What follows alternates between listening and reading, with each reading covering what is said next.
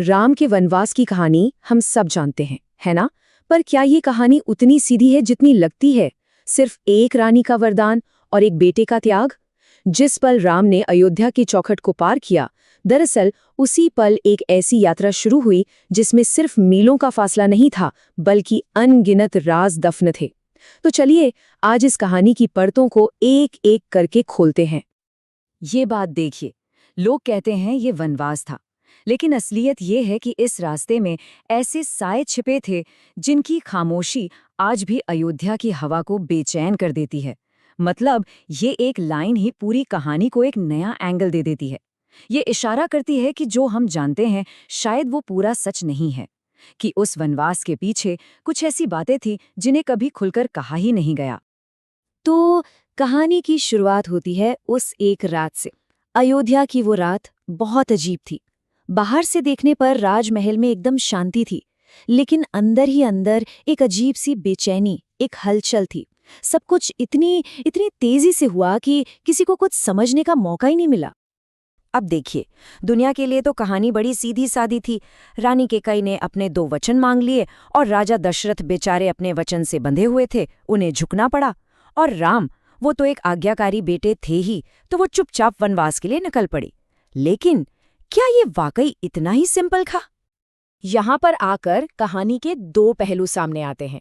एक तरफ है आम धारणा, कैकेयी का वरदान, और दूसरी तरफ है एक छिपा हुआ सच, एक खामोश पावर प्ले। असल में बात सिर्फ कैकेयी के वरदान की थी ही नहीं। राज दरबार के अंदर ना कुछ ऐसे लोग थे, कुछ गुट थे, जो राम के बढ़ते प्रभाव से आप कह सकते हैं खुश नहीं थे। उन्हें पता था कि अगर राम राजा बन गए तो पूरा सिस्टम बदल जाएगा। तो ये वनवास सिर्फ एक माँ की जिद नहीं, बल्कि एक बहुत बड़ा और खामोश पॉलिटिकल गेम था। बिल्कुल, जैसा कि कहा गया है, ये सिर्फ एक माँ की जिद नहीं थी। ये सत्ता की परछाई में खेला गया एक चुपचाप दांव था। सोचिए, ये एक पॉलिटिकल मूव थी जो बहुत ही शातिर तरीके से और खामोशी से चली गई। राम के रास्ते से हटने का सीधा मतलब था कि पावर का बैलेंस कुछ खास लोगों के हाथ में ही रहेगा। और इस सब के बीच राम, वो सब कुछ समझ रहे थे। उनकी वो शांत मुस्कान, उसके पीछे इस पूरे खेल की गहरी समझ छिपी थी। वो ये भी जानते थे कि अगर उन्होंने इसका विरोध किया, अगर उन्होंने विद्रोह किया, तो पूरा राज्य बिखर जाएगा, टूट जाएगा। इसीलिए अपनी आंखों में तूफान लिए हुए भी उन्होंने उस फैसले को, उस नियति को स्वीकार कर लिया। तो चलिए अब अयोध्या की पॉलिटिक्स से बाहर निकलते हैं और उस असली चैलेंज की तरफ बढ़ते हैं जो राम का इंतजार कर रहा था, जंगल। और ये कोई साइट सीइंग ट्रिप नहीं थी, ये तो एक इम्तिहान की बस शुरुआत थी।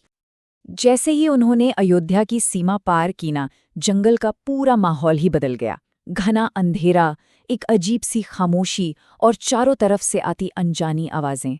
ऐसा लग रहा था मानो जंगल खुद ही राम से पूछ रहा हो, क्या तुम सच में इस रास्ते के लिए तैयार हो? ये सिर्फ एक फिजिकल टेस्ट नहीं था, ये उनकी आत्मा की, उनके स्पिरिट की परीक्षा थी। हर एक कदम पर एक नया खतरा। और ये इम्तिहान शुरू होने में ज्यादा देर नहीं लगी। जैसे ही रात हुई, पहला बड़ा खतरा सामने आ खड़ा हुआ, ताड़का। और वो सिर्फ एक राक्षसी नहीं थी, वो तो उस जंगल के खौफ का, उसके आतंक का जीता जागता सिंबल थी। जरा इमेजिन कीजिए उस पल को, एक ऐसी ताकत जिसकी सिर्फ एक दहाड़ से पेड़ कांपने लगें और जमीन हिल जाए। ये एक ही सामना राम को ये बताने के लिए काफी था कि आगे का रास्ता फूलों का नहीं बल्कि कांटों से भरा होने वाला है। और ये तो बस एक शुरुआत थी। ताड़का का वध सिर्फ एक जीत नहीं थी, नहीं, ये इस बात का ऐलान था कि आने वाले 14 साल का सफर एक लगातार चलने वाली जंग होने वाली है। और यहीं से कहानी एक बहुत बड़ा टर्न लेती है। ये वनवास अब सिर्फ एक पर्सनल टेस्ट नहीं रह गया था, नहीं, ये किसी बहुत बड़ी, बहुत विनाशकारी चीज की तैयारी में बदल रहा था। विश्वामित्र से उनकी मुलाकात कोई इत्तेफाक नहीं थी, उनके शब्दों में भविष्य की एक साफ झलक थी। उन्होंने राम को उस बड़ी ताकत के बारे में बताया जिसका नाम रावण था। और बस उसी पल राम को ये एहसास हो गया कि ये वनवास सजा नहीं बल्कि तैयारी है।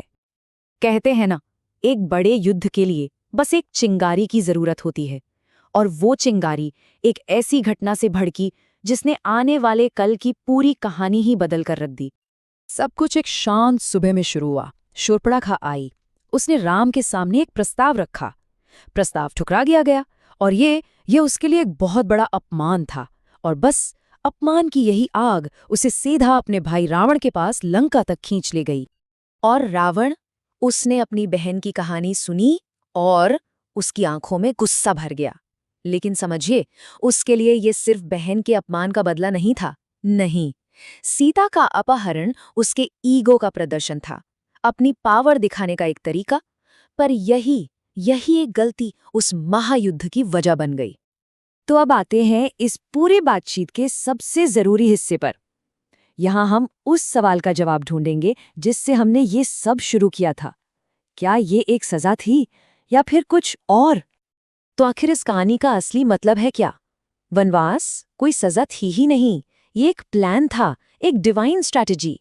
ये असल में राम का ट्रांसफॉर्मेशन था, उन्हें उस सबसे बड़ी चुनौती के लिए तैयार करने का एक तरीका जिसका सामना उन्हें आगे करना था।